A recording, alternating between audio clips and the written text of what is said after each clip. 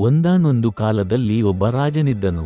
ಅವನು ತನ್ನ ರಾಜ್ಯದ ರಾಜಗುರುನನ್ನು ಬಹಳ ಗೌರವಿಸುತ್ತಿದ್ದನು. ರಾಜಗುರು ಅರಮನೆಯನ್ನು ಬಂದಾಗಲೆಲ್ಲ ರಾಜನು ತನ್ನ ಸಿಂಹಾಸನದಿಂದ ಎದ್ದು ನಿಂತು ಅವರನ್ನು ಸತ್ಕರಿಸುತ್ತಿದ್ದನು.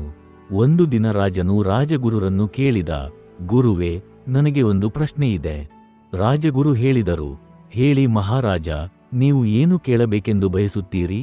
ರಾಜನು ಕೇಳಿದ, ಗುರುವೇ, ಒಬ್ಬ ವ್ಯಕ್ತಿಯ ನಡೆನುಡಿ, ನಡತೆ ಮಹತ್ತರವೇ? ಅಥವಾ ಅವನ ಜ್ಞಾನವೇ ಮಹತ್ತರವೇ? ಅದಕ್ಕೆ ರಾಜಗುರು ಹೇಳಿದರು, ಮಹಾರಾಜ, ನನಗೆ ಕೆಲವು ದಿನಗಳ ಕಾಲಾವಕಾಶ ನೀಡಿ, ನಂತರ ನಾನು ನಿಮ್ಮ ಪ್ರಶ್ನೆಗೆ ಉತ್ತರ ನೀಡುತ್ತೇನೆ. ಮುಂದಿನ ದಿನ ರಾಜಗುರು ರಾಜದ ಖಜಾನೆಗೆ ಹೋಗಿ ಅಲ್ಲಿ ಕೆಲವು ಬಂಗಾರದ ನಾಣ್ಯಗಳನ್ನು ತೆಗೆದುಕೊಂಡು ತಮ್ಮ ಚೀಲದಲ್ಲಿ ಹಾಕಿಕೊಂಡರು. ಖಜಾಂಚಿ ಇದನ್ನು ಕಂಡರೂ ರಾಜಗುರುವಿನ ಸ್ಥಾನಮಾನವನ್ನು ಗೌರವಿಸಿ ಏನೂ ಹೇಳಲಿಲ್ಲ. ರಾಜಗುರು ಕೆಲವು ದಿನಗಳು ಹೀಗೆ ಮಾಡುತ್ತಾ ಬಂದರು. ಪ್ರತಿದಿನ ಖಜಾನೆಗೆ ಹೋಗಿ ಸ್ವಲ್ಪ ಬಂಗಾರದ ನಾಣ್ಯಗಳನ್ನು ತೆಗೆದುಕೊಳ್ಳುತ್ತಿದ್ದರು. ಇದನ್ನು ಪ್ರತಿದಿನ ಗಮನಿಸುತ್ತಿದ್ದ ಖಜಾಂಚಿ ಕೊನೆಗೆ ರಾಜನ ಬಳಿಗೆ ಹೋಗಿ ಎಲ್ಲ ಸಂಗತಿಯನ್ನು ತಿಳಿಸಿದನು. ಮುಂದಿನ ದಿನ ರಾಜಗುರು ಅರಮನೆಯನ್ನು ಬಂದಾಗ ರಾಜನು ಎಂದಿನಂತೆ ಸಿಂಹಾಸನದಿಂದ ಎದ್ದು ಅವರನ್ನು ಸ್ವಾಗತಿಸಲಿಲ್ಲ. ರಾಜಗುರು ವಿಷಯವನ್ನು ಅರ್ಥ ಮಾಡಿಕೊಂಡರು. ಖಜಾನೆಯಿಂದ ನಾಣ್ಯಗಳನ್ನು ತೆಗೆದುಕೊಂಡ ವಿಷಯ ರಾಜನಿಗೆ ತಿಳಿದಿದೆ ಎಂದು. ರಾಜನು ಗಂಭೀರ ಧ್ವನಿಯಲ್ಲಿ ಕೇಳಿದ, ಗುರುವೇ, ನೀವು ಖಜಾನೆಯಿಂದ ಬಂಗಾರದ ನಾಣ್ಯಗಳನ್ನು ತೆಗೆದುಕೊಂಡಿದ್ದೀರಾ? ರಾಜಗುರು ಶಾಂತವಾಗಿ ಹೇಳಿದರು, ಹೌದು ಮಹಾರಾಜ, ಇದು ಸತ್ಯ.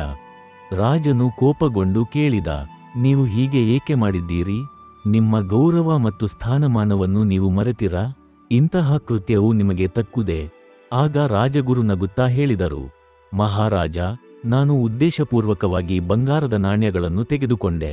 ನಾನು ನಿಮಗೆ ತೋರಿಸಲು ಬಯಸಿದ್ದೆ, ವ್ಯಕ್ತಿಯ ನಡತೆ ದೊಡ್ಡದು ಅಥವಾ ಜ್ಞಾನ ದೊಡ್ಡದು ಎಂದು.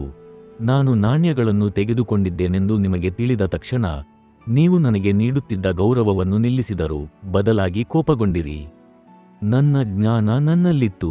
ನಾಣ್ಯಗಳನ್ನು ತೆಗೆದುಕೊಳ್ಳುವ ಮೊದಲು ಇದ್ದಂತೆ ನಂತರವೂ ಇದೆ. ಆದರೆ ನಾನು ಕೃತ್ಯ ಮಾಡಿದ ಕ್ಷಣದಿಂದ ನಿಮ್ಮ ದೃಷ್ಟಿಯಲ್ಲಿ ನನ್ನ ಗೌರವ ಕಡಿಮೆಯಾಯಿತು. ನೀವು ನನ್ನನ್ನು ಗೌರವಿಸುತ್ತಿದ್ದದ್ದು ನನ್ನ ನಡತೆಯ ಕಾರಣದಿಂದ. ನನ್ನ ನಡತೆ ಬದಲಾದ ತಕ್ಷಣ ನಿಮ್ಮ ಗೌರವವೂ ಬದಲಾಯಿತು. ಇದೇ ನಿಮ್ಮ ಪ್ರಶ್ನೆಯ ಉತ್ತರ ಮಹಾರಾಜ. ರಾಜನು ಎಲ್ಲವನ್ನೂ ಅರಿತುಕೊಂಡು ಸಿಂಹಾಸನದಿಂದ ಎದ್ದು ರಾಜಗುರುವಿಗೆ ವಂದನೆ ಸಲ್ಲಿಸಿ ಅವರನ್ನು ಯೋಗ್ಯವಾಗಿ ಗೌರವಿಸಿದನು. ಸ್ನೇಹಿತರೆ, ನಾವು ನಮ್ಮ ಜೀವನವನ್ನು ಗಮನಿಸಿದರೆ ಎಲ್ಲರೂ ಗೌರವಪೂರ್ಣ ಜೀವನ ಬಯಸುತ್ತಾರೆ. ಎಲ್ಲರೂ ಕಚೇರಿಯಲ್ಲಿ, ಮನೆಯಲ್ಲಿ ಮತ್ತು ಸಮಾಜದಲ್ಲಿ ಗೌರವ ಪಡೆಯಲು ಬಯಸುತ್ತಾರೆ. ಆದರೆ ನಾವು ಮರೆತೇ ಬಿಡುತ್ತೇವೆ, ಗೌರವ ಪಡೆಯಲು ಮೊದಲು ಉತ್ತಮ ನಡತೆ ಇರಬೇಕು.